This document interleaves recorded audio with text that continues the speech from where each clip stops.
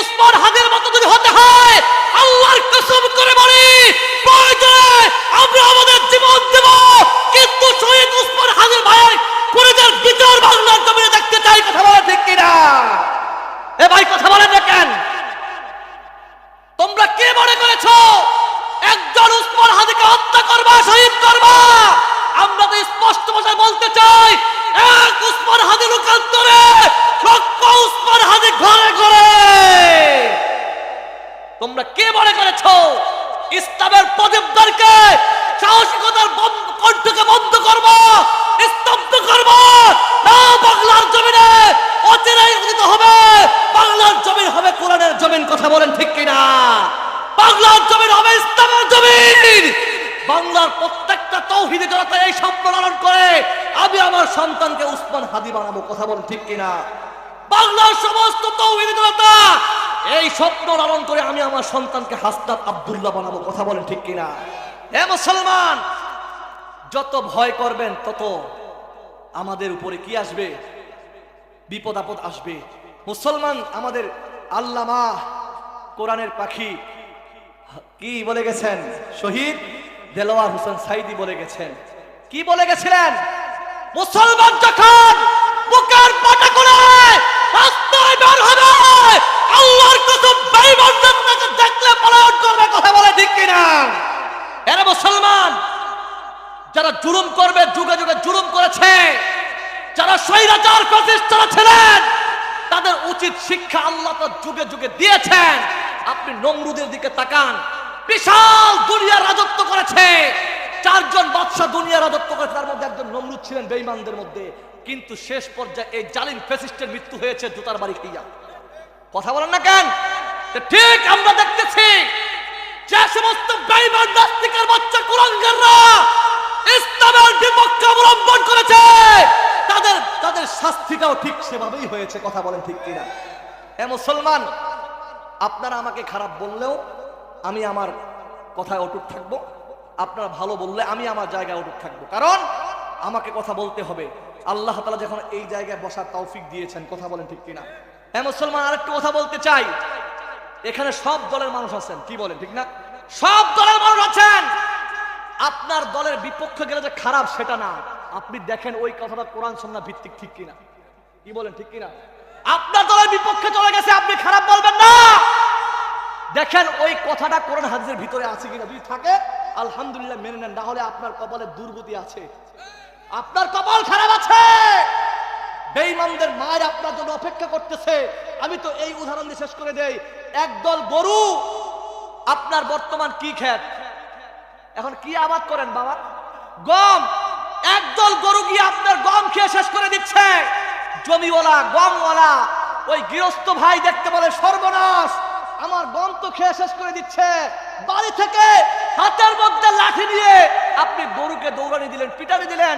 আপনার গরু আপনার লাঠি দিয়ে পিটানি দিচ্ছেন একটা গরুকে। কয়টা গরুকে? দেখা যায় বাকি গরুগুলো উঠে দৌড়। আপনি ডাক দিলেন, ও গরুরা তোমরা দৌড় দাও কেন?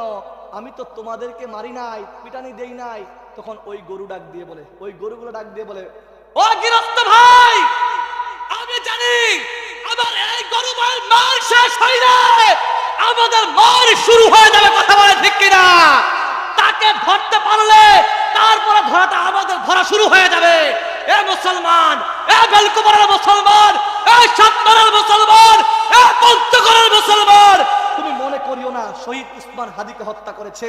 আল্লাহর কসম, আল্লাহর কসম, আল্লাহর কসম, তাদের মাস শেষ হইলে তোমাদের মাস শুরু হয়ে যাবে। কথা বলেন না কেন? এক এক করে ধরবে, এক এক করে ধরবে।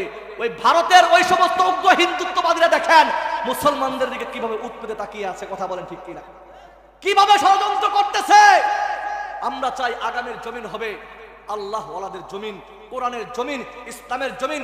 আল্লাহ যেন ওই সমস্ত ব্যক্তিদের হাতে এই বাংলার জমিনের ক্ষমতার মসনদ প্রদান করে। বলেন আমিন। এ বলে আমি আর কথা দীর্ঘায়িত করব না, যেহেতু বড় ভাই চলে আসছেন।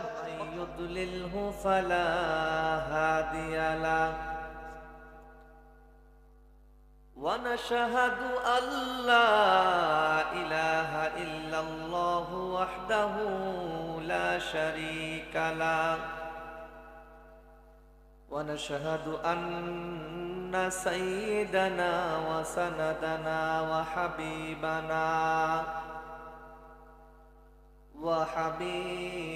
ربنا وطبيب قلوبنا ومولانا محمدا عبده ورسوله أما بعد فأعوذ بالله من الشيطان الرجيم بسم الله الرحمن الرحيم خذ العفو وأمر بالعرف وأعرض عن الجاهلين وقال الله تعالى يا أيها الذين آمنوا ادخلوا في السلم كافة ولا تتبعوا خطوات الشيطان إنه لكم عدو مبين قال النبي صلى الله عليه وسلم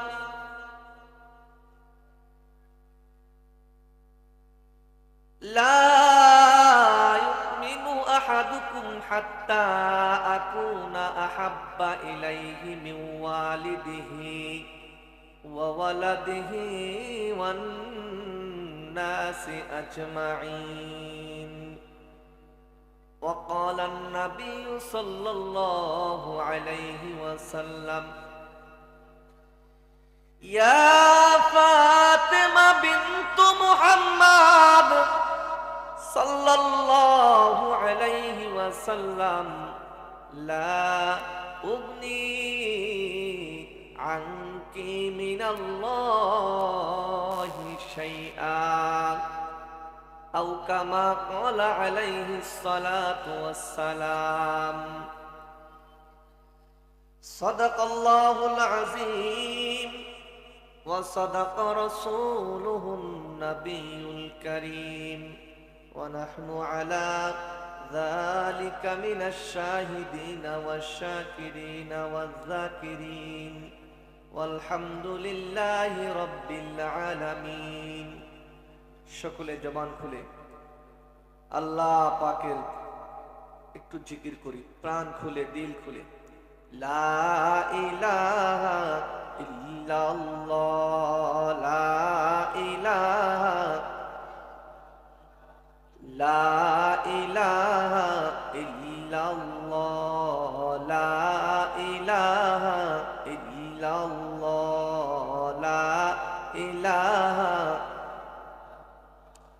লা ইলাহা ইল্লাল্লাহ ভাইজান বহু দূরে মাদিনা আমরা কেমনে যাব জানি না ভাইজান বহু দূরে মাদিনা আমরা কেমনে যাব জানি না দয়ার মালিক দয়া করে দয়ার মাওলা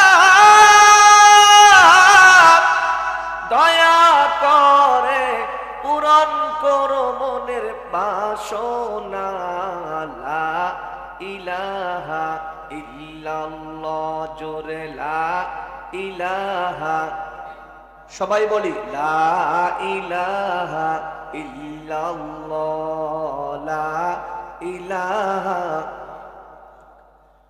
আসিয়া খেলে প্রেমের খেলা ফেরাউন দিল তার কত জ্বালা আমার সাথে বলেন আসিয়া খেলে প্রেমের খেলা ফেরাউন দিল তার কত জ্বালা আসমানের মালিক বলেন জমিনের আল্লাহ বলেন তেরি তালা লা ইলাহা লা ইলাহা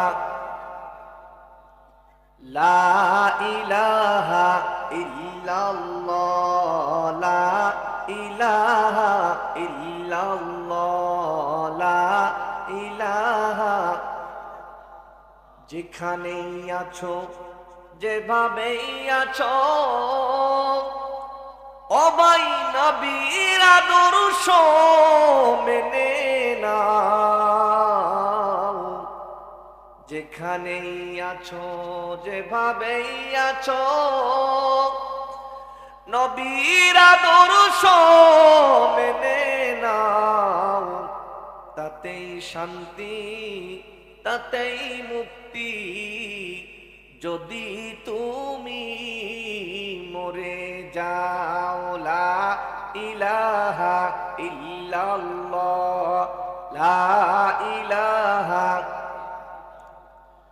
লা ইলাহা ইল্লাল্লাহ লা ইলাহা লা ইলাহা ইল্লাল্লাহ মুহাম্মাদুর রাসূলুল্লাহ। জবান খুলে বলি সাল্লাল্লাহু আলাইহি ওয়াসাল্লাম। নেকিয়া মানা सीनों में है हमारा आसान ही मिटाना नामो निशा हमारा। जबान खुले बोले बलागल उला बिकमालिही कशफत दुजा बिजमालिही हसनत जमी व खिसालिही सल्लु अलैहि व आलिही। আলহামদুলিল্লাহ। পঞ্চগড় জেলার সাতমারা ইউনিয়নের ভেলকুপাড়া এলাকাবাসীর উদ্যোগে আয়োজিত অধ্যকার তাফসিরুল কুরআন মাহফিলের সম্মানিত সভাপতি সাহেব, এলাকার সুনামধন্য সম্মানিত শ্রদ্ধাভাজন ব্যক্তিত্ব আলহাজ মোহাম্মদ নুরুজ্জামান সাহেব, বিশিষ্ট ব্যবসায়ী, বিশিষ্ট সমাজসেবক খেকিপাড়া। অধ্যকার মাহফিলের প্রধান অতিথি এলাকার সুনামধন্য সুপরিচিত সকলের প্রিয় জনাব মোহাম্মদ আতাউর হোসেন সাবেক, এখানে হ্যাঁ আতাউর রহমান সাহেব, সাবেক চেয়ারম্যান ৬ নং সাতমারা ইউপি। উপস্থিত আছেন বিশেষ অতিথিবৃন্দ, মঞ্চে উপবিষ্ট জাতির শ্রেষ্ঠ সূর্য সন্তান সেরেতাজ ওরাসাতুল আম্বিয়া, দিগার যোগ্য হযরত উলামায়ে কেরামগণ, আমার সম্মুখপানে অবস্থানরত দিন প্রিয়, ইসলাম প্রিয়, দিনদার, ইমানদার মুসলমান ভাইয়েরা, স্কুল কলেজ ভার্সিটির যুবক বন্ধুরা, হৃদয়ের স্পন্দন, হৃদয়ের কচিকাচারা, পর্দার অন্তরালে অবস্থানরতা সম্মানিতা আবেদা জাহেদা মুমিনা আমার মা ও বোনেরা, সকলের প্রতি অন্তরে অন্তরস্থল থেকে অসংখ্য শুকরিয়া ও মোবারকবাদ জানিয়ে আসুন আমরা সকলেই মহান আল্লাহ সুবহানাহু তাআলার দরবারে অন্তরে অন্তরস্থল থেকে কালিমাত শুকর আদায় করি যে মহান রব্বে কারীম আমাকে আপনাকে আমার আপনার হায়াতের জিন্দেগীর কিছু সময় আল্লাহ তাআলার কোরআন ও হাদিসের জন্য আল্লাহ রাব্বুল আলামিন আমাকে আপনাকে এলাকার অসংখ্য অগণিত মানুষের ভিতর থেকে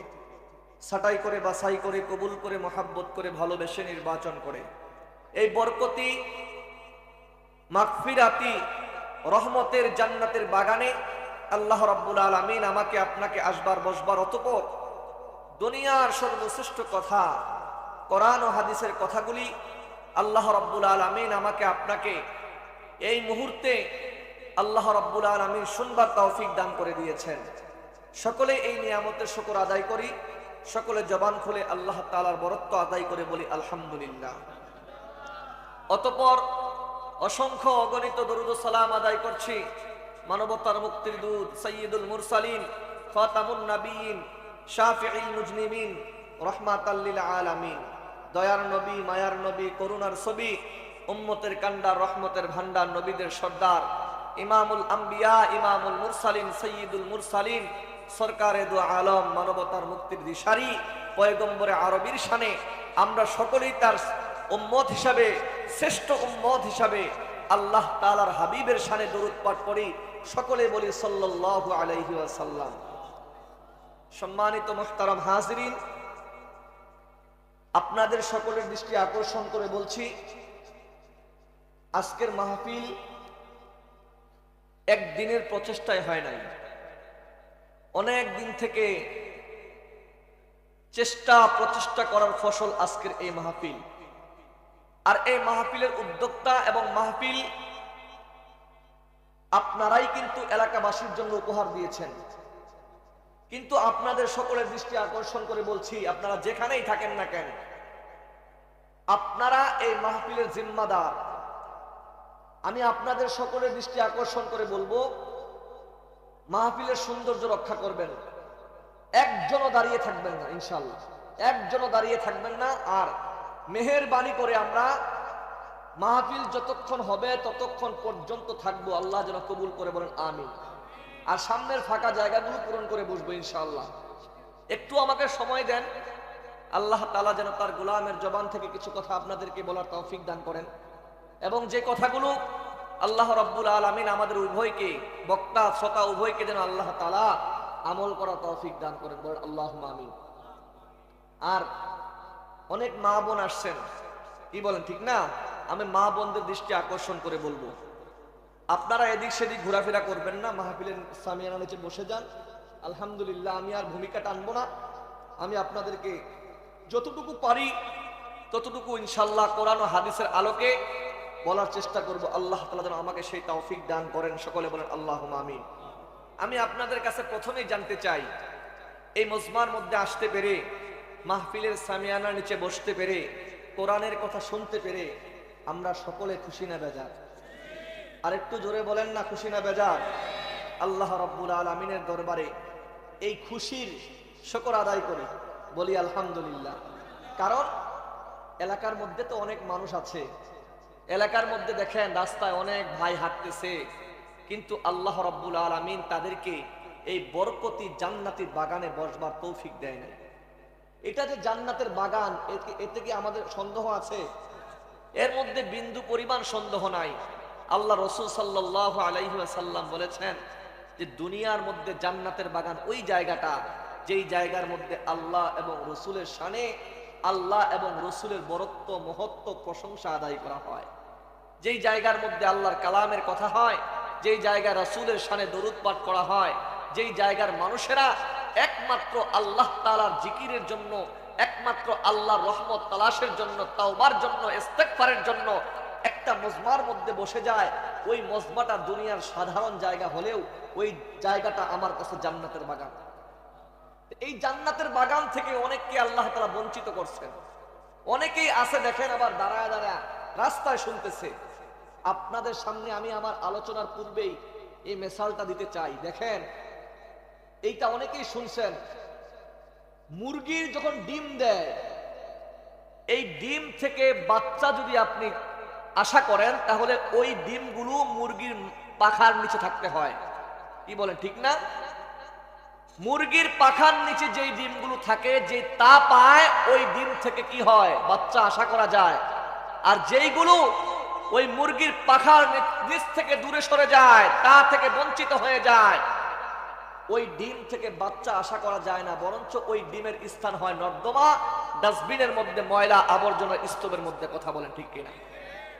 ঠিক আল্লাহ রাব্বুল আলামিনও দুনিয়ার এই মজমাটাকে জান্নাতের মজমা বলেছেন। এই জান্নাতের মজমার মধ্যে যদি কোনো ব্যক্তি বসে, আল্লাহ রাব্বুল আলামিন ওই সমস্ত ব্যক্তিদেরকে ফেরেশতাদের বাউন্ডারিকৃত জায়গার অন্তর্ভুক্ত করে নেয়। আর ওই মজমার মধ্যে আল্লাহর আসমানের সাকিনা রহমত নাজিল হতে থাকে। কোন সুবহানাল্লাহ।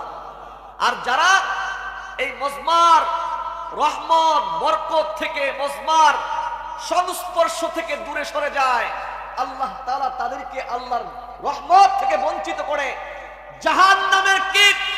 মনে রাখবেন, আল্লাহ তাআলা দুই শ্রেণীর মানুষ বানাইছেন, ফারিকুন ফিল জান্নাতি ওয়া ফারিকুন ফিস সাঈদ। আল্লাহ রাব্বুল আলামিন বলেন, আমি আল্লাহ এক শ্রেণীর মানুষ বানাইছি জান্নাতের জন্য, জান্নাতের জন্য, আরেক শ্রেণীর মানুষ বানাইছি আমি আল্লাহ জাহান্নামের জন্য। এ মুসলমান যুবক ভাইরা, বৃদ্ধ বাবারা, পর্দার অন্তরালের মা, একটু গভীর মনোযোগ দেন। দুই শ্রেণীর মানুষ আল্লাহ তাআলা নির্বাচন করেছেন। এক শ্রেণীর মানুষদেরকে আল্লাহ তাআলা জান্নাতের জন্য বানাইছেন, আরেক শ্রেণীর মানুষদেরকে জাহান্নামের জন্য বানাইছে। দুনিয়ার মধ্যে দুই শ্রেণীর মানুষ উপলব্ধি করা যায়। এক শ্রেণীর মানুষ হলো ভালো, আরেক শ্রেণীর মানুষ হলো মন্দ। এক শ্রেণীর মানুষ ভালো, এক শ্রেণীর মানুষ মন্দ। এক শ্রেণীর জান্নাতি, আরেক শ্রেণীর জাহান্নামী।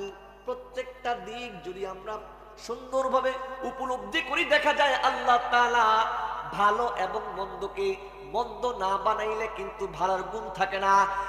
আর ভালোকে নির্বাচন করতে হলে মন্দ থাকতে হবে।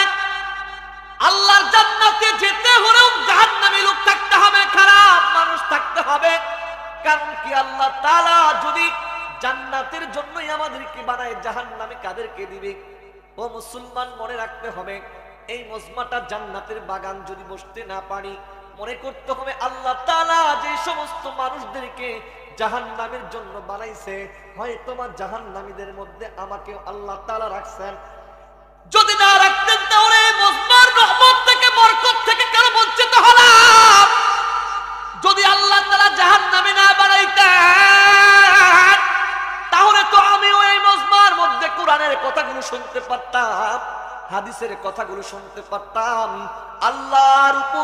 আল্লাহর উপর শুকর আদায় করতে পারতাম, আমার নবীর সাথে দুরূদ পাঠ করতে পারতাম। আল্লাহ তাআলার আশিকিন, জাকিরিন, মুহিব্বিন বান্দাদের কাছে, তাদের পাশে বসে তাদের সাথে আল্লাহর দ্বীনের কালামের কথা শুনতে পারতাম। হয়তোবা আল্লাহ তাআলা এই বরকত থেকে আমাকে কি করেছেন? মাহরুম করেছেন। যদি মাহরুম না করতেন না, বেলকু পাড়ার মুসলমান এই জায়গায় শত শত মানুষ বসতে পারছে, কিন্তু কিছু হতভাগা আছে এখনো রাস্তায় ঘুরতেছে, এখনো চার দোকানে চা খায়, টেলিভিশনের সামনে টেলিভিশন দেখে, ঘরের মধ্যে বউ বাচ্চা নিয়ে আড্ডা দিচ্ছে। তাদের দৃষ্টি আকর্ষণ করে বলি, আগামীকালকে আপনার জন্য বাজার থাকবে, আগামীকালকে আপনার জন্য রাস্তাঘাটে ঘোরাফেরার সময় থাকবে, আগামীকালকে আপনার সন্তান থাকবে, বিবি থাকবে, তাদেরকে সময় দিতে পারবে, কিন্তু আগামীকালকে এই বরকতি মজমা জান্নাতের বাগান থাকবে না রে ভাই। আগামীকালকে নয়, কিছুক্ষণ পরেই দেখবেন এই মাহফিলের সমাপ্ত এসে যাবে। আল্লাহর হাবিব পয়গম্বর জানিয়ে দেয়, ও তামাম দুনিয়ার মানুষ রে, আল্লাহ তাআলা বড় আদর করে, বড় মায়া করে তোদেরকে বানাইছে। কেমন মায়া করেছে, কেমন মায়া করেছে, কেমন মায়া করেছে। আল্লাহ তাআলার এই আয়াত কারিমার দিকে তাকাইলে বোঝা যায়, আল্লাহ তাআলা ফেরেশতাদেরকে ডাক দিলেন, ফেরেশতারা রে, ও আমার ফেরেশতারা, আমি দুনিয়ার জমিনের মধ্যে প্রতিনিধি বানাইতে চাই, মানুষ বানাইতে চাই। ওয়া ইয ক্বালা রাব্বুকা লিল মালাইকাতি ইন্নী জাইলুন ফিল আরদি খলিফা। আল্লাহ তাআলা ফেরেশতাদের কাছে অভিমত ব্যক্ত করলেন, ফেরেশতাদের কাছে আল্লাহ তাআলা মুজাকারা করলেন, আল্লাহ তাআলা ফেরেশতাদের কাছে মুশাওয়ারা করলেন। আল্লাহ তাআলা ফেরেশতাদের অভিমত জানার পরে ফেরেশতারা আল্লাহ তাআলাকে সন্তুষ্টজনক ফয়সালা দেয় নাই। ফেরেশতারা ডাক দিয়ে বলে, মালিক, মানুষ বানানোর প্রয়োজন নাই, মানুষ বানানোর দরকার নাই। মানুষ দুনিয়ার মধ্যে মারামারি করবে, মানুষ দুনিয়ার মধ্যে কাটাকাটি করবে, মানুষ দুনিয়ার মধ্যে ঝগড়ার মধ্যে লিপ্ত হবে, রক্তপাত ঘটাবে, মানুষ দুনিয়ার মধ্যে চাঁদাবাজি করবে, টেন্ডারবাজি করবে, মানুষ দুনিয়ার মধ্যে অন্যায়, অবিচার, রাহাজানি, খুন খারাপের মধ্যে লিপ্ত হবে। ও মালিক, যেই উদ্দেশ্য নিয়ে আপনি মানুষ বানাইতে চান, আমরা তো ওই উদ্দেশ্যের বাহিরে আপনার আনুগত্য করি না। ও মালিক, আপনার যেই হুকুম আসে, আপনি যেভাবে আমাদেরকে চান সেভাবেই তো আপনার ইবাদতের মধ্যে রাখেন। আমরাই তো আপনার তাসবিহ পাঠ করি, আমরাই তো আপনার জিকির করি, আমরাই তো আপনার ইবাদত বন্দেগী করি রে মালিক। তারপরও কেন মানুষ বানাইতে চান? আল্লাহ রাব্বুল আলামিন ডাক দিয়ে বলতেছেন, ইন্নী আ'লামু মা লা তা'লামুন।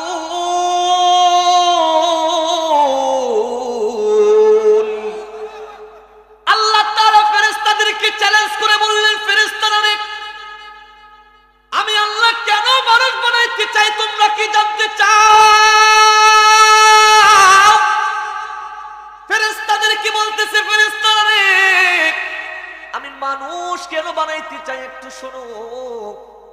মানুষ মারাবো এই কারণেই, আল্লাহ রাব্বুল আলামিন অন্য আয়াতের মধ্যে মানুষের তাৎপর্য, মানুষের সম্মান, মানুষের গুরুত্ব, মানুষের ইজ্জত সম্পর্কে আল্লাহ তাআলা অপর আয়াতের মধ্যে ব্যক্ত করে বলেন, ওয়ালাকাদ কাররামনা বানি আদম। আল্লাহ পাক রব্বুল ইজ্জতুল জালাল রব্বে কারীম ডাক দিয়ে বলে, তামাম দুনিয়ার মানুষদেরকে আমি আল্লাহ শ্রেষ্ঠত্ব দান করেছি, বনি আদমকে শ্রেষ্ঠত্ব দান করেছি।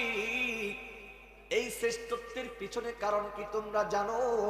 আমি আল্লাহ মানব জাতিকে এমন একটা হিকমা, এমন একটা ইলম দান করেছি, যেই ইলমগুলো ফেরেশতাদের মধ্যে আল্লাহ তাআলা দেয় নাই।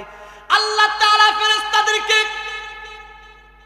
যে কারণে সৃষ্টি করেছে, ওই কাজ ছাড়া দ্বিতীয় কোনো কাজ ফেরেশতারা জানে না। আল্লাহ তাআলা যেই জন্যই ফেরেশতাদেরকে বানাইছে, ওই কাজ ব্যতীত অন্য কোনো কাজ জানে না। ও মুসলমান, একটু খেয়াল করে দেখেন, আল্লাহ রাব্বুল আলামিন আমাদেরকে যেই জন্য বানাইছে ওই কাজটাও পারি, এর বিপরীতও চলতে পারি। বলবেন হুজুর কিভাবে? আল্লাহ তাআলা তো বলেছেন, ওয়া মা খালাকাতুল জিন্না ওয়াল ইনসা ইল্লা লিয়াবুদুন। আল্লাহ তাআলা বলেন, বান্দারা, আমি আল্লাহ তাআলা কেন তোমাদেরকে বানাইলাম? তোমাদের জানার বাকি নাই, একমাত্র কেবলমাত্র শুধুমাত্র আমার ইবাদতের জন্যই বানাইছি। বলেন তো আল্লাহ কেন বানাইছে? আল্লাহর ইবাদতের জন্য বানাইছে। কিন্তু আজকে আল্লাহর ইবাদত যতটুকু করি তার চাইতে নাফরমানি বেশি করি। আল্লাহর হুকুম যতটুকু মানি, আল্লাহর হুকুম যতটুকু মানে তার চাইতে আল্লাহর হুকুমটাকে লঙ্ঘন তার চেয়ে বেশি করি রে মুসলমান। আল্লাহ তাআলা ফেরেশতাদেরকে এই গুণ দেয় নাই। ফেরেশতাদেরকে আল্লাহ আকল দেয় নাই, জ্ঞান দেয় নাই, যে জ্ঞান দেয়া চিন্তা করবে, আগামীতে কি করবে, এখন কি করবে, সামনে কি করবে সেটাও জানে না। আল্লাহ রাব্বুল আলামিন ফেরেশতাদেরকে যেই কাজের জন্য বানাইছে, আমি তো প্রায় মাহফিলের মধ্যে বলি, রব্বে কারীম এমন কিছু ফেরেশতা বানাইছে যেই ফেরেশতাদের ডিউটি হলো, কাজ হলো তারা শুধু আল্লাহর ইবাদত বন্দেগী করে। এমন কিছু ফেরেশতা আছে যারা জন্ম শুরু থেকে সৃষ্টি লগ্ন থেকে কিয়ামত পর্যন্ত আল্লাহ তাআলার কুদরতি কদমের মধ্যে সিজদায় মাথা নত করে থাকবে। আল্লাহ তাআলা এমন ফেরেশতাও বানাইছেন যেই সমস্ত ফেরেশতারা জন্মের শুরু থেকে মৃত্যুর আগ পর্যন্ত কিয়ামতের পূর্ব পর্যন্ত আল্লাহ তাআলার সামনে সম্মানে রুকু অবস্থায় আছে, কিয়ামত পর্যন্ত রুকু অবস্থায় থাকবে। আল্লাহ রাব্বুল আলামিন এমন ফেরেশতাও বানাইছেন যেই সমস্ত ফেরেশতাদের ডিউটি হলো দুনিয়া বিচরণ করবে। কি বিচরণ করবে? দুনিয়ার মধ্যে দেখবে কোন সমস্ত বান্দা আল্লাহকে স্মরণ করতেছে, কোন সমস্ত বান্দা আল্লাহ জিকির করতেছে, কারা নবীর শানে দরুদ পাঠ করতেছে, তাদেরকে খুঁজে খুঁজে বের করবে।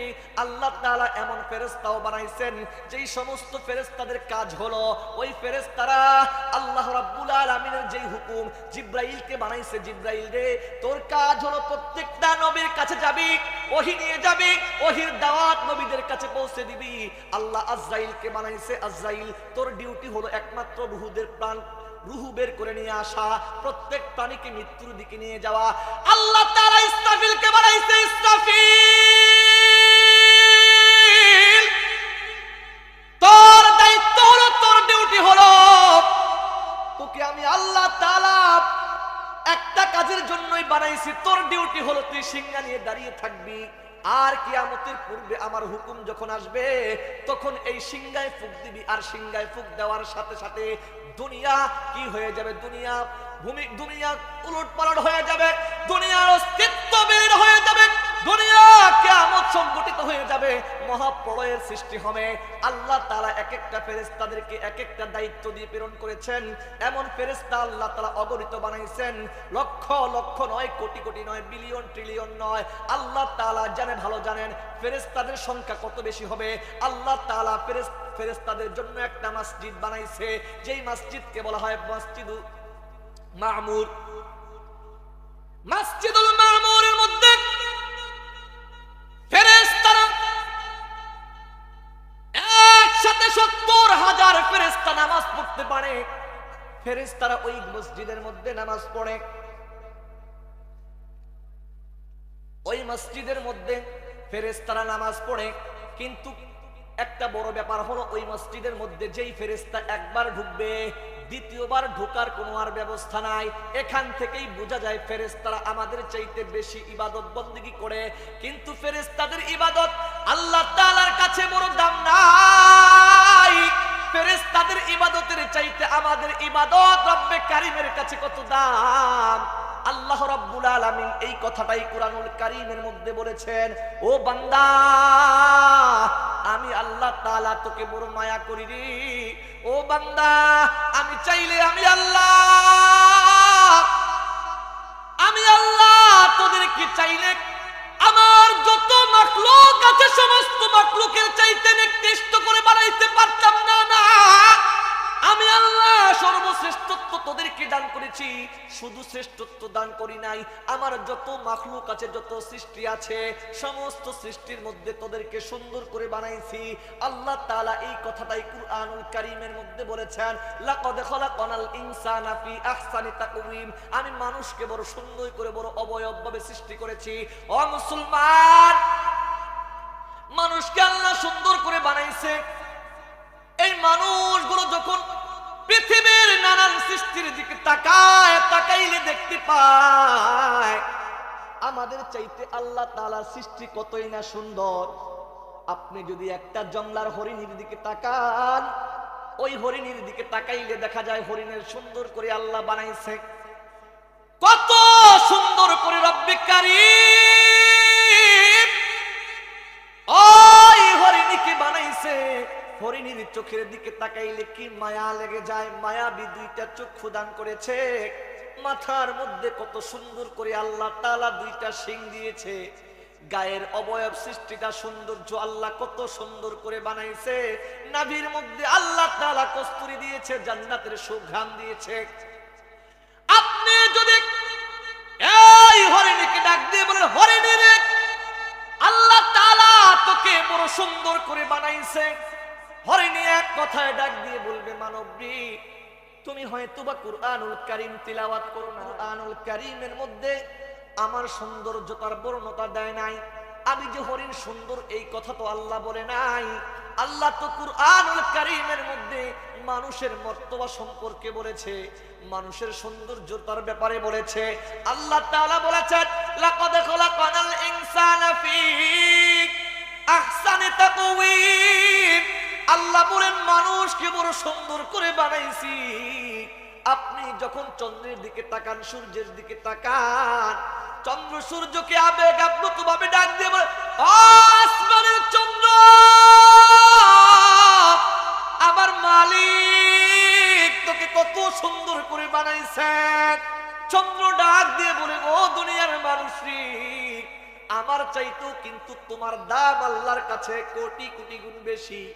আল্লাহ তাআলা আমি চন্দ্র চাইতে তোমাদেরকে আল্লাহ প্রাধান্য দিয়েছে, সূর্যের চাইতে প্রাধান্য দিয়েছে। যত প্রাণী আছে, যত মাখলুক আছে, সমস্ত মাখলুকের দিকে যদি তাকাই, মাখলুক ডাক দিয়ে বলবে, তামাম দুনিয়ার মানুষ আল্লাহ তাআলা আমাদের চাইতে কিন্তু তোমাকে তোমার মানুষদেরকে শ্রেষ্ঠত্ব দান করেছে, তোমাদেরকে সুন্দর করে বানাইছে। আল্লাহ তাআলা তো আমাদেরকে সুন্দর করে বানায় নাই। ও মুসলমান, আপনাদের কাছে জানতে চাই, আল্লাহ রাব্বুল আলামিন আমাদেরকে, আল্লাহ তাআলা আমাদেরকে বড় নিয়ামতের মধ্যে একটা নিয়ামত দান করেছেন, যেই নিয়ামতের নাম হলো ঈমান। কি?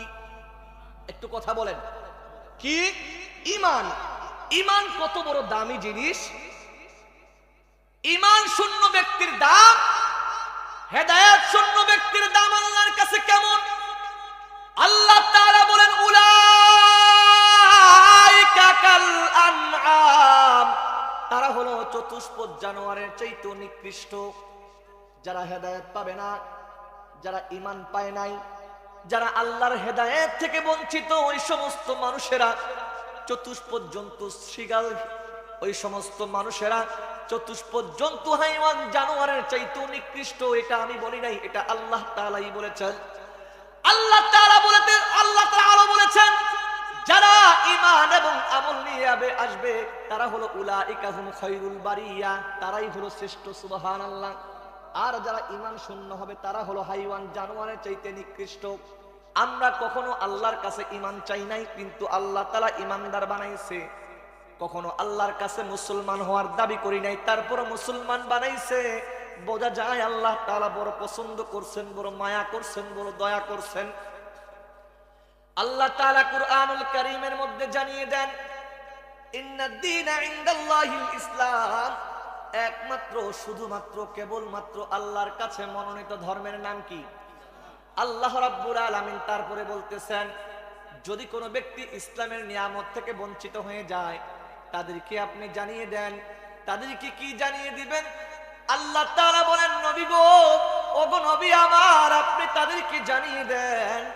আল্লাহ রাব্বুল আলামিন বলতেছেন, ওয়া মাইয়াবতাগি গায়রাল ইসলামি দীনান ফালাই ইউকবালা মিন ওয়া হুয়া ফিল আখিরাতি মিনাল খাসিরিন।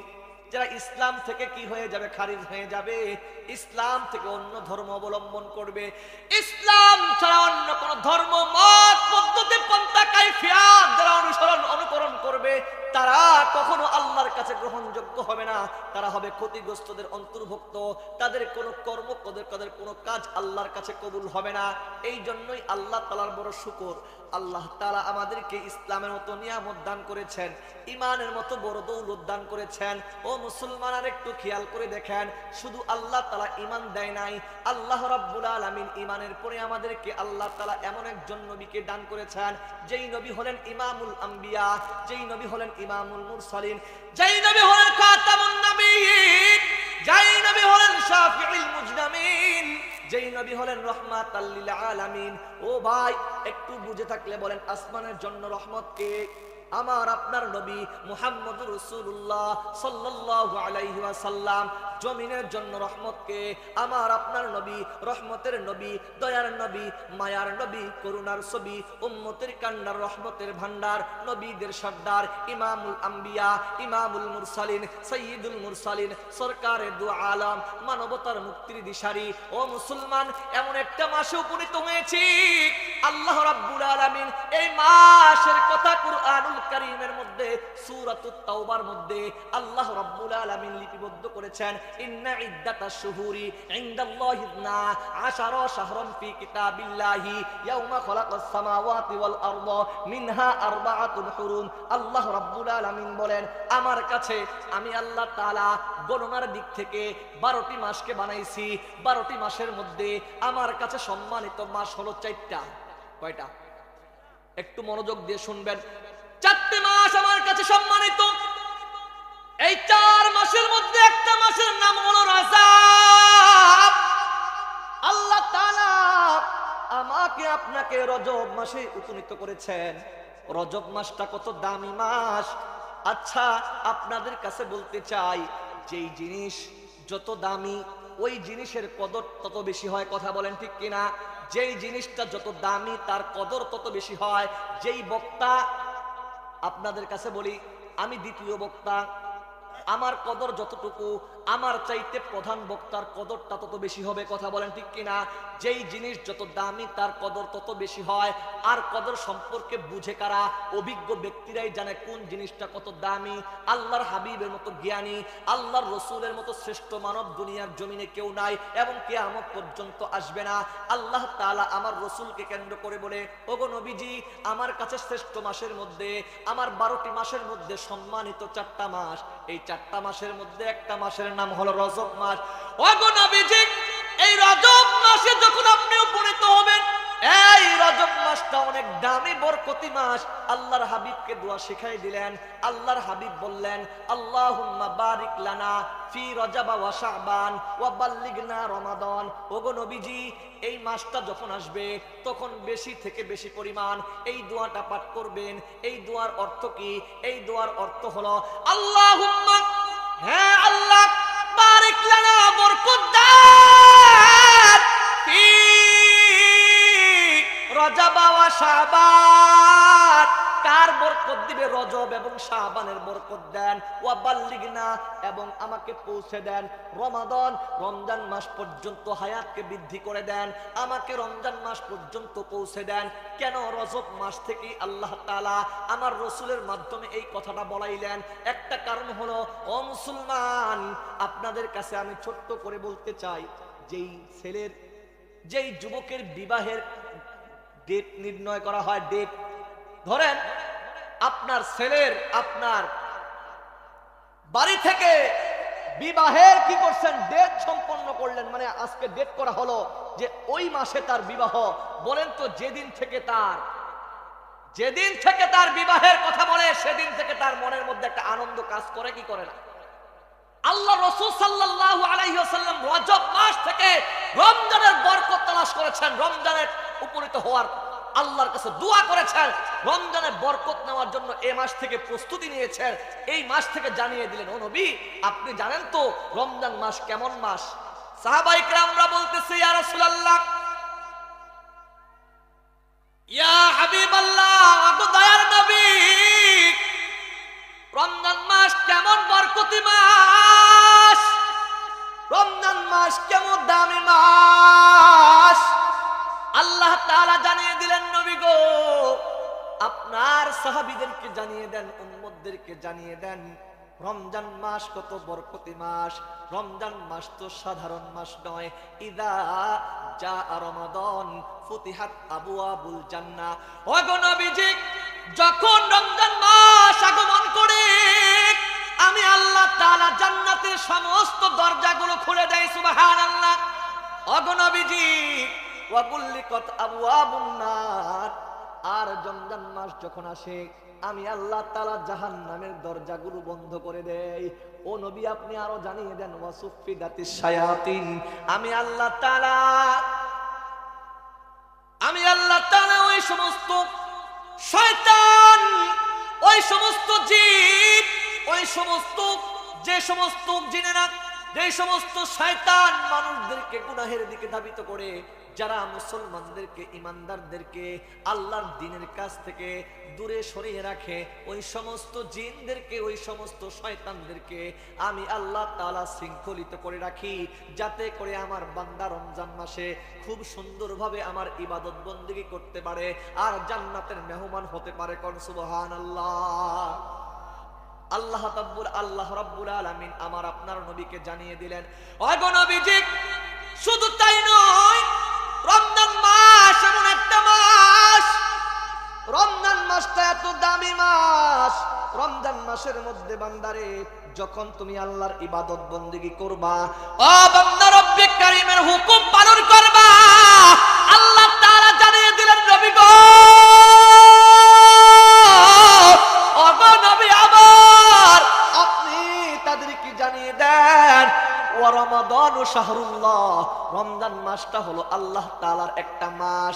আল্লাহ তাআলার মাস বলতে আল্লাহর রাসূল সাল্লাল্লাহু আলাইহি ওয়াসাল্লাম বলেছেন, যদি কোনো ব্যক্তি রমজান মাসের ইবাদত বন্দেগী করে, অন্য মাসের ইবাদত বন্দেগীগুলো ফেরেশতাদের মাধ্যমে আল্লাহ তাআলার কাছে উপস্থিত করা হয়, কিন্তু রমজান মাসের প্রত্যেকটা ইবাদতের জাযা, প্রত্যেকটা ইবাদতের মুনাফা, প্রত্যেকটা ইবাদতের উপঢৌকন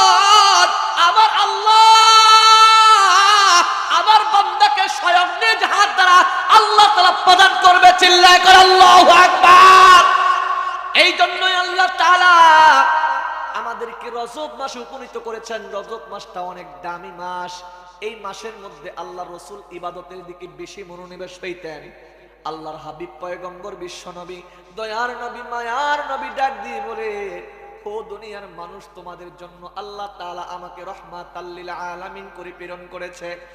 আমি তো অনেক জায়গায় বলেছি, আল্লাহ তো লক্ষাধিক নবী রাসূল প্রেরণ করেছেন। লক্ষাধিক নবী রাসূলকে আল্লাহ তাআলা রাহমাতুল লিল আলামিন বলে নাই। আল্লাহ তাআলা অনেক নবী রাসূল বানাইছেন, তাদেরকে আল্লাহ তাআলা রাহমাতুল লিল আলামিন বলে নাই।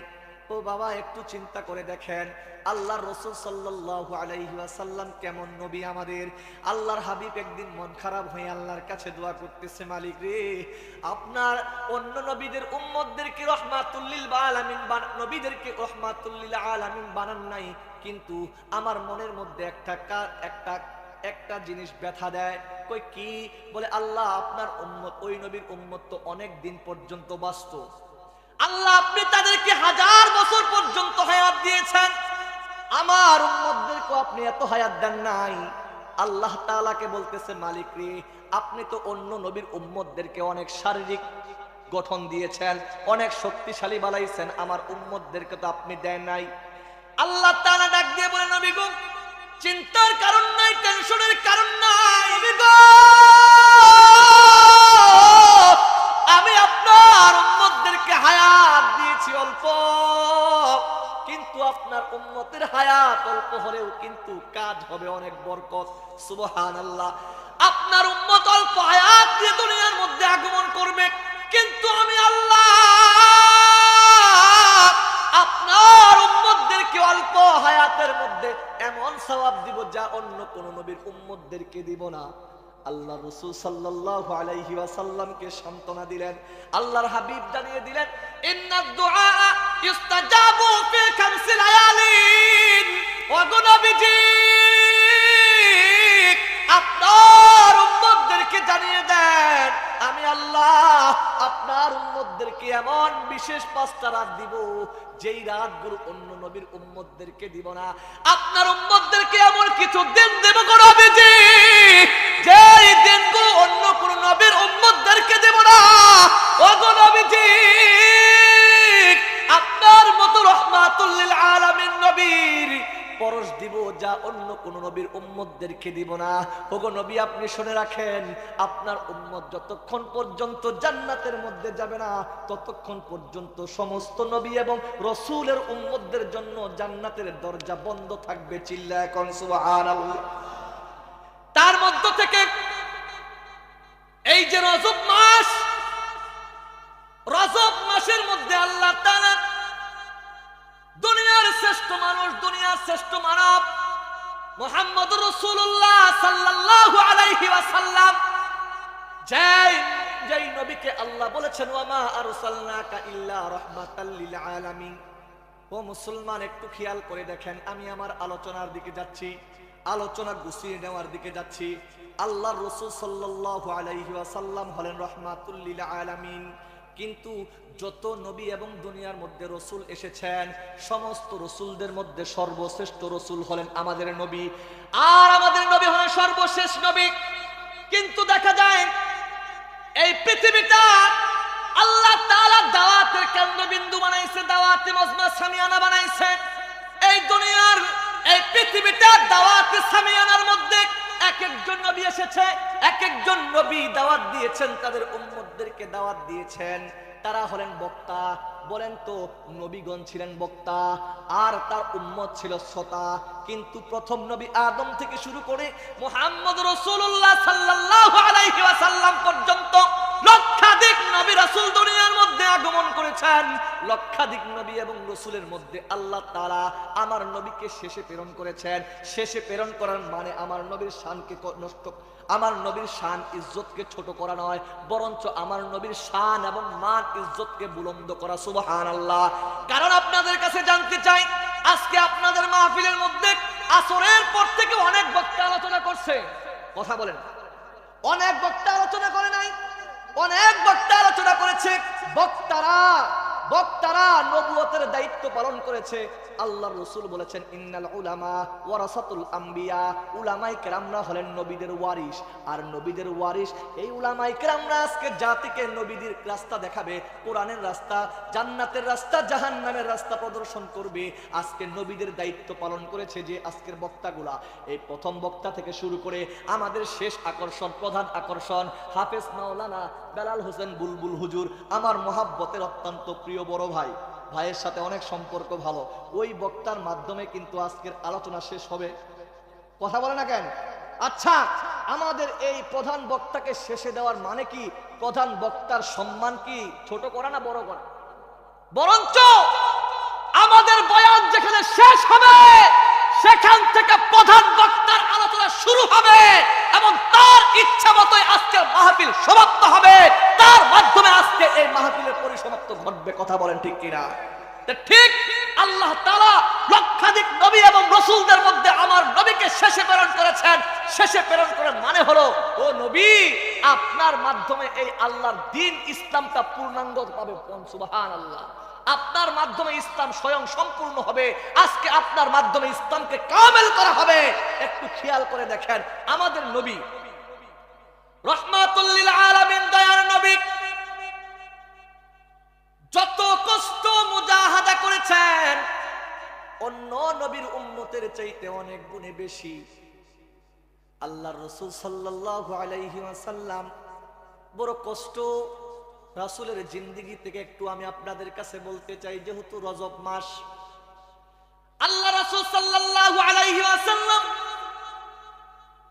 মায়ের গর্ভে আসবে। মায়ের গর্ভে নবীজির আম্মা জান হযরত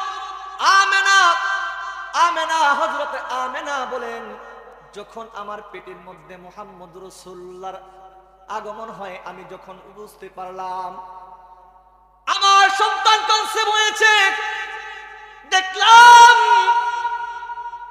আমি আমেনা যে রাস্তা দিয়ে চলি ওই রাস্তাটার দুই পাশের গাছগুলো আমাকে এমন ভাবে হেলে দুলে বাতাস করে, মাথার উপর দিয়ে আমার উপরে মেঘের খণ্ড আমার রোদটাকে দূর করে দেয়। মাথার উপর দিয়ে মেঘের খণ্ড চলে। আমি আমেনা যখন প্রয়োজনের তাগিদে পানি নেওয়ার জন্য ওই কূপের কাছে চলে যাই, আমার পেটের মধ্যে সন্তান আসার কারণে ওই কূপের গহীন থেকে অতল তল থেকে ওই পানিটা শূন্য উপরে ভেসে আসে। আমি উপলব্ধি করেছি আমার পেটের মধ্যে সাধারণ কোনো মানুষ জন্ম হবে না, এমন একজন মানুষের আবির্ভূত হবে। আল্লাহ রাসূল সাল্লাল্লাহু আলাইহি ওয়াসাল্লাম দুনিয়ার মধ্যে আগমনের পূর্বে যে মুজিজা, যেই বিষয়গুলো হযরতে আমেনা উপলব্ধি করতে পেরেছেন, নবীজির আম্মা জান উপলব্ধি করতে পেরেছেন, আমার মুখ্য উদ্দেশ্য সেইটা না। আমি বুঝাইতে চাই আল্লাহর রাসূল ছিলেন বরকতের নবী। আল্লাহর রাসূলের বরকতের কারণে আম্মা জান আমেনা ডাক দিয়ে বলে, আমি অনেক কিছু বিষয়গুলো, অস্বাভাবিক কাজগুলো স্বাভাবিক ভাবে করতে পেরেছি আমার মুহাম্মদুর রাসূলুল্লাহর কারণে। আল্লাহর রাসূল যখন মায়ের পেটে আসলেন, 6 মাস পূর্বে আল্লাহর রাসূলের আব্বা জান হযরত আব্দুল্লাহ দুনিয়া থেকে বিদায় নিয়ে নিলেন। আব্দুল্লাহ দুনিয়ার মধ্যে নেই। আমেনা বড় একা হয়ে গেলেন। আমেনা একাকিত্ব জীবন পালন করতেছিলেন। আল্লাহর রাসূলের জন্ম হয়ে গেল। অনেক বড় ঘটনা সংক্ষিপ্ত করে বলতেছি। জন্ম হওয়ার পরে তদানীন্তন সময় প্রথা ছিল, জন্মের পরে ধাত্রী মা নিযুক্ত করা হতো, দুধ পান করানোর জন্য অন্য কোন নারীর ব্যবস্থা শরণাপন্ন হতে হতো। আল্লাহ রাসূলকে ধাত্রী মা নিযুক্ত করে দেওয়া হলো। আমিনার বাড়িতে হালিমাতুস সাদিয়ার বাড়িতে চলে গেলেন। হালিমাতুস সাদিয়া আল্লাহর রাসূল সাল্লাল্লাহু আলাইহি ওয়াসাল্লামকে নিয়ে চলে গেলেন। কিছুদিন পরে রাসূল যখন বুঝে হলেন 6 বছর বয়স হলো, আল্লাহর রাসূলের আম্মা জান হযরতে আমেনা দুনিয়া থেকে বিদায় নিলেন। তারপর দায়িত্ব নিলেন দাদা আব্দুল মুত্তালিব। আব্দুল মুত্তালিব দেখেন রাসূলের কত কষ্টের জিন্দেগি। দাদা আব্দুল মুত্তালিব 8 বছর বয়সে মারা যায়। আল্লাহর রাসূলের দাদা জান আব্দুল মুত্তালিব 8 বছর বয়সে যখন মারা যায়, মারা যাওয়ার পরে আব্দুল মুত্তালিবের পরে হযরত মুহাম্মদ রাসূলুল্লাহর দায়িত্ব নেন তার চাচা আবু তালিব।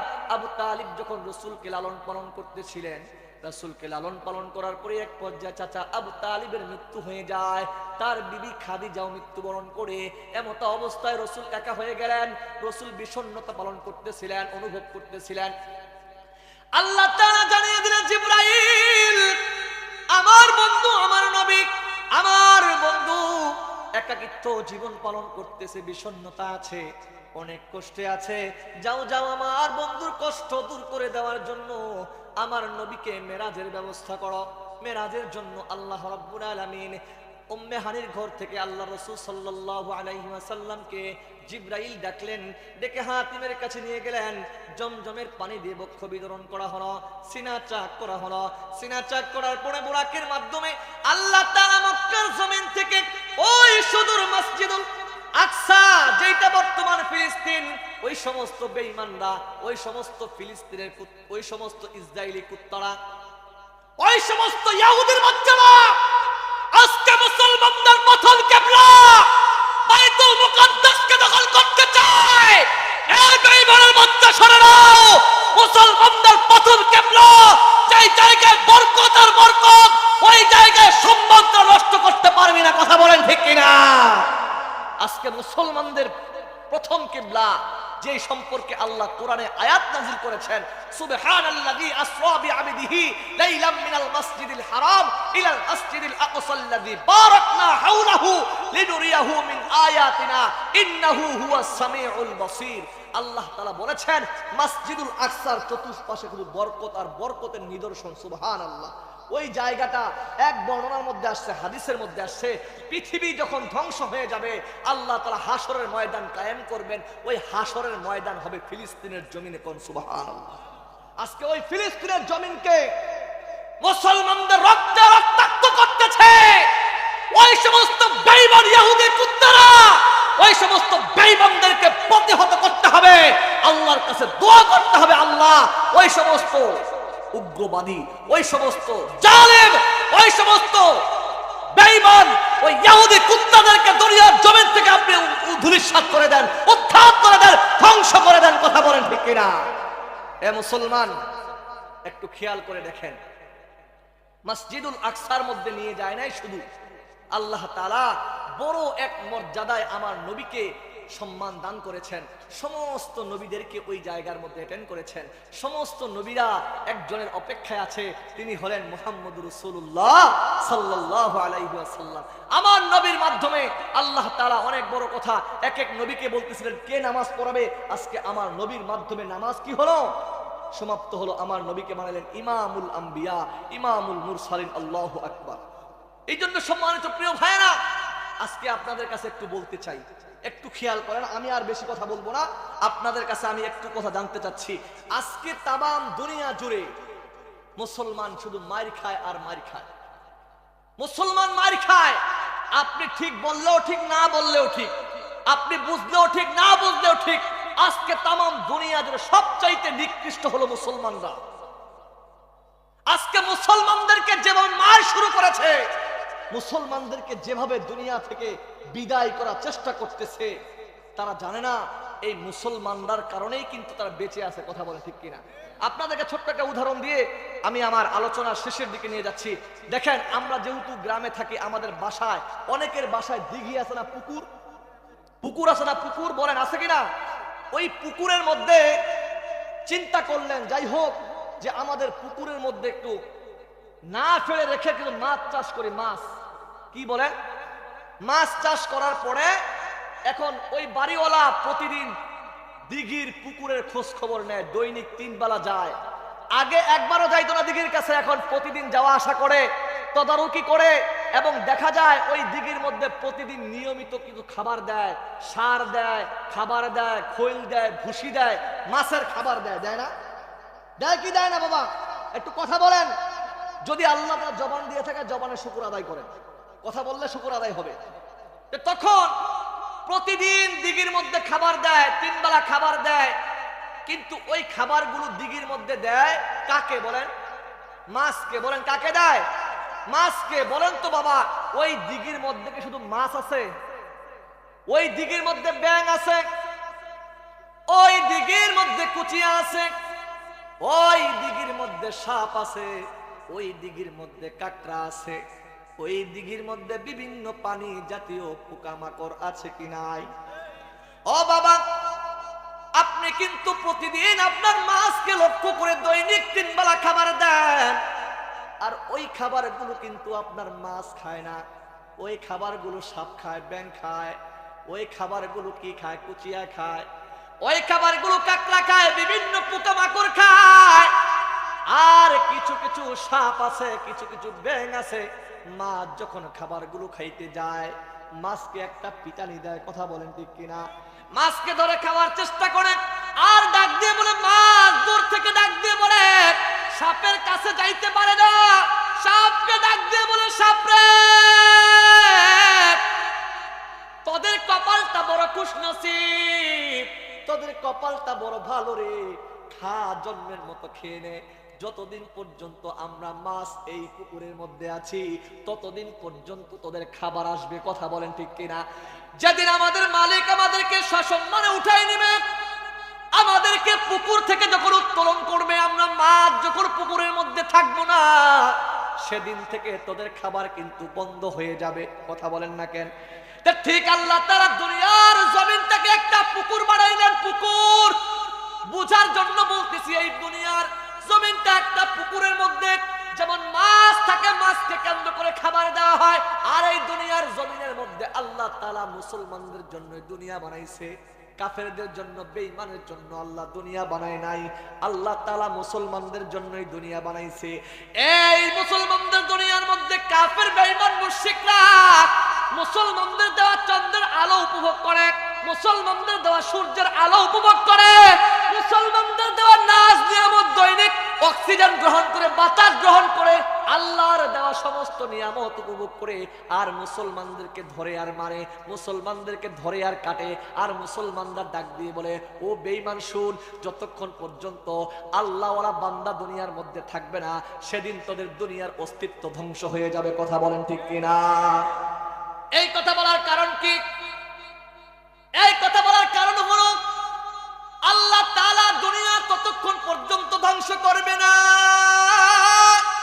যতক্ষণ পর্যন্ত একজন আল্লাহর বান্দা দুনিয়ার মধ্যে থাকবে, যতক্ষণ পর্যন্ত আল্লাহকে আল্লাহ বলে ডাক দেওয়ার মতো মানুষ থাকবে। রে ভাই, যতক্ষণ পর্যন্ত আল্লাহকে আল্লাহ বলনেওয়ালা বান্দা থাকবে ততক্ষণ পর্যন্ত দুনিয়া থাকবে। যেদিন আল্লাহওয়ালা বান্দা থাকবে না, সেদিন দুনিয়ার অস্তিত্ব থাকবে না। আরেকটু আপনাদের কাছে আমি বলতে চাই, আজকে মুসলমানদেরও দোষ আছে। মুসলমানরাও আল্লাহকে ভুলে গেছে, মুসলমানরাও আল্লাহর নাফরমানি করতে শুরু করে দিয়েছে। একটু খেয়াল করে দেখেন, আমাদের সমাজের মধ্যে ছেলেরা, আমাদের যুবক ভাইরা দেখবেন মাঠের মধ্যে বল খেলে, বল কি বল খেলে। এখন বলকে যেদিকে পারে ওদিকে শুট দেয়, যেদিকে মরে এদিকে যায়। বলকে বলে, বল তুমি কি করো? বল করে, আমি শট খাই, লাথি খাই। বলের কাজ হলো লাথি খাওয়া, কি বলে ঠিক না? বলকে প্রশ্ন করলাম, বললে তোকে লাথি দেয় কেন? বল বলে, আমাকে লাথি মারবে না, কাকে লাথি মারবে? আমার কাজ তো লাথি খাওয়া, আমার ভিতরে তো কিছুই নাই, আছে নাকি? আমাকে যেদিক মারে সেদিকে যায়, ভিতরে কিছু থাকলে লাথি দেওয়ার সাথে সাথে তার পাও ভাঙে যাইতো। কি বলেন ঠিক না? আজকে কিছু নাই দেখেই তো আমি লাথি খাচ্ছি। তখন এই কথার মাধ্যমে ওলামায়ে কেরামরা বুঝায়, আজকে ওই ফিলিস্তিনে মুসলমান মারি খায়, ইন্দোনেশিয়া, পাকিস্তান, বাংলাদেশ, নাইজেরিয়া, মিশর, তুরস্ক, Iran, Sudan, Algeria, Afghanistan, Morocco, Iraq, Malaysia, Saudi Arab, Uzbekistan, Yemen, Syria, Kazakhstan, Niger, Burkina Faso, Mali, Senegal, Tunisia, Guinea, Somalia, Azerbaijan, Tajikistan, Sierra Leone, Libya, Jordan, সংযুক্ত আরব আমিরাত, Kyrgyzstan, Turkmenistan, Chad, Lebanon, Kuwait, Albania, Mauritania, Oman, Bosnia, Gambia, Bahrain, Comoros, Qatar, Djibouti, Brunei, মালদ্বীপ, Togo, Uganda, Mozambique, Guyana, Suriname, Ivory Coast. বাংলাদেশের কত জমিন আছে?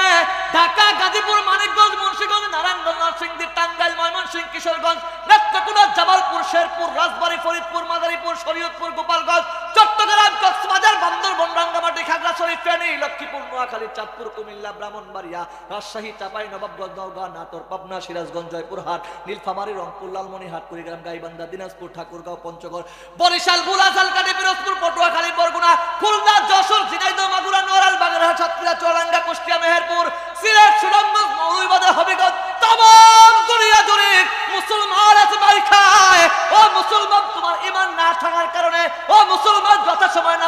না, আল্লাহর কালাম তেলাওয়াত করো না, তোমার সন্তানকে মাদ্রাসায় পড়া না, হক কথা বলো না, আল্লাহর দিনের জন্য দিন কায়েমের আন্দোলন করো না, আল্লাহর রাস্তায় দিন প্রতিষ্ঠা করার চেষ্টাও করো না।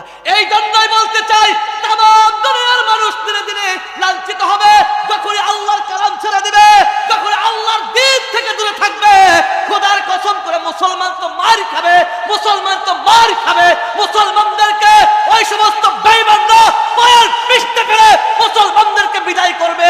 আর মুসলমান যদি কোরআনকে লালন করতে পারে, তার সিনার মধ্যে কোরআনকে রাখতে পারে, আল্লাহর কসম করে বলি যত শক্তি আসুক না কেন এই কোরআনের কাছে কি হয়ে যাবে, নিঃশেষ হয়ে যাবে। কথা বলেন ঠিক কিনা?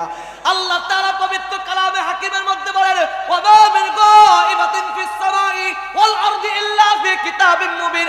আসমান এবং জমিনের সমস্ত জ্ঞান ভান্ডার আল্লাহ তাআলা তো এই কোরআনুল কারীমের মধ্যে লিপিবদ্ধ করেছে। ও মুসলমান, আজকে তোমার মধ্যে নাই, ঈমান না থাকার কারণ হলো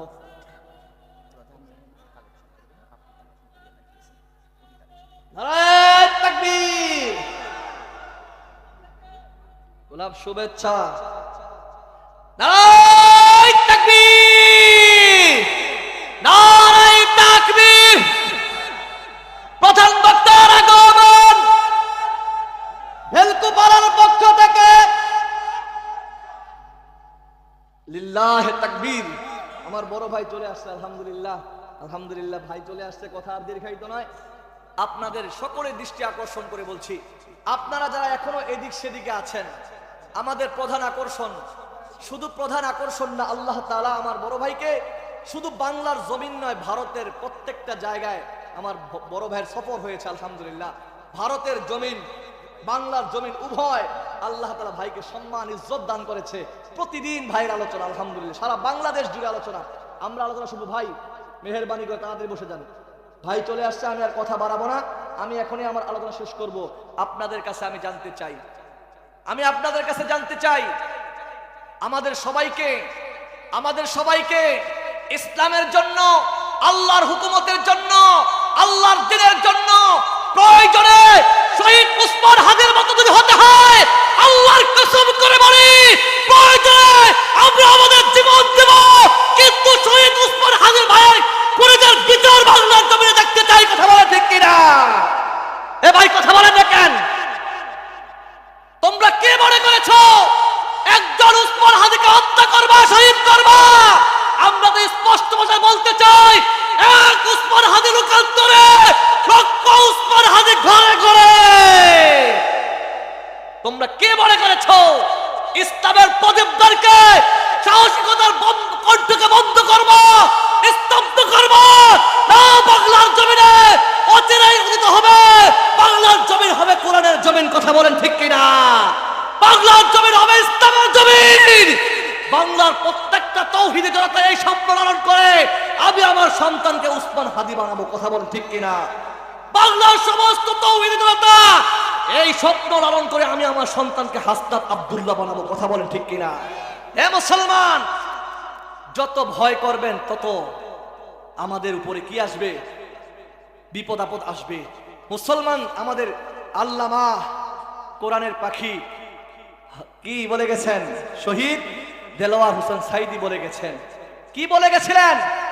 মুসলমান যখন বুকের পাটা করে রাস্তায় বের হবে, আল্লাহর কসম বেঈমানদেরকে দেখলে পলায়ন করবে। কথা বলে ঠিক কিনা? এরা মুসলমান, যারা জুলুম করবে, যুগে যুগে জুলুম করেছে, যারা স্বৈরাচার প্রতিষ্ঠাতা ছিলেন, তাদের উচিত শিক্ষা আল্লাহ তো যুগে যুগে দিয়েছেন। আপনি নমরুদের দিকে তাকান, বিশাল দুনিয়া রাজত্ব করেছে, চারজন বাদশা দুনিয়া রাজত্ব করেছে, তার মধ্যে একজন নমরুদ ছিলেন বেঈমানদের মধ্যে।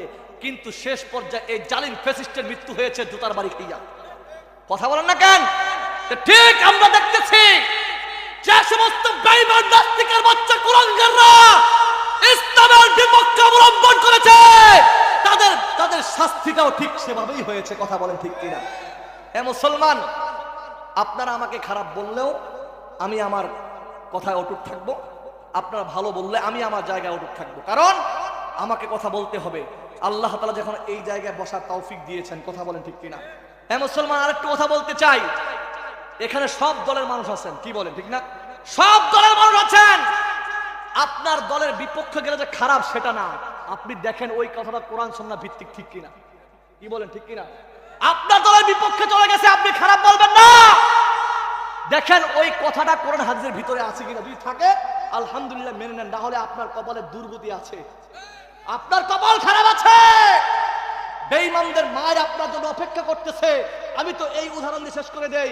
একদল গরু, আপনার বর্তমান কি ক্ষেত, এখন কি আবাদ করেন বাবা? গম। একদল গরু গিয়ে আপনার গম খেয়ে শেষ করে দিচ্ছে। জমিওয়ালা, গমওয়ালা, ওই গৃহস্থ ভাই দেখতে বলে সর্বনাশ, আমার গম তো খেয়ে শেষ করে দিচ্ছে। বাড়ি থেকে হাতের মধ্যে লাঠি নিয়ে আপনি গরুকে দৌড়ানি দিলেন, পিটানি দিলেন। আপনার গরু আপনার লাঠি দিয়ে পিটানি দিচ্ছেন একটা গরুকে। কয়টা গরুকে? দেখা যায় বাকি গরুগুলো উঠে দৌড়। আপনি ডাক দিলেন, ও গরুরা তোমরা দৌড় দাও কেন? আমি তো তোমাদেরকে মারি নাই, পিটানি দেই নাই। তখন ওই গরু ডাক দিয়ে বলে, ওই গরুগুলো ডাক দিয়ে বলে, ও গৃহস্থ ভাই, আমি জানি আবার এই গরু ভাই মার শেষ হইলে আমাদের মার শুরু হয়ে যাবে। কথা বলে ঠিক কিনা? তাকে ধরতে পারলে তারপরে ধরাটা আমাদের ধরা শুরু হয়ে যাবে। এ মুসলমান, এ বেলকুমারের মুসলমান, এ সাতমারের মুসলমান, এ পঞ্চগড়ের মুসলমান, তুমি মনে করিও না শহীদ উসমান হাদিকে হত্যা করেছে। আল্লাহর কসম, আল্লাহর কসম, আল্লাহর কসম, তাদের মার শেষ হইলে তোমাদের মার শুরু হয়ে যাবে। কথা বলেন না কেন? এক এক করে ধরবে, এক এক করে ধরবে। ওই ভারতের ওই সমস্ত উগ্র হিন্দুত্ববাদীরা দেখেন মুসলমানদের দিকে কিভাবে উৎপেতে তাকিয়ে আছে। কথা বলেন ঠিক কিনা? কিভাবে ষড়যন্ত্র করতেছে। আমরা চাই আগামীর জমিন হবে আল্লাহ ওয়ালাদের জমিন, কোরআনের জমিন, ইসলামের জমিন।